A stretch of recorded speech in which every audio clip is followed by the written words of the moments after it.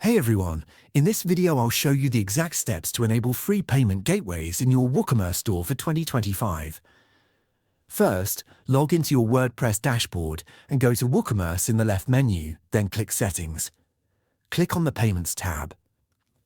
Here you'll see a list of available payment methods. To enable cash on delivery, click the toggle switch next to it to turn it on.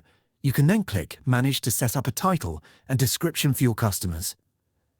Next, enable bank transfer. Click the toggle switch to turn it on. Click Manage to enter your bank account details and instructions for customers. Now, let's enable a check payments option. Find it in the list and toggle it on. Click Manage to set the pay name and mailing address for checks. To reorder these options, simply click and drag a payment method up or down in the list. The top option will be the default for your customers. Finally, don't forget to click the Save Changes button at the bottom of the page to activate your new payment gateways. And that's it.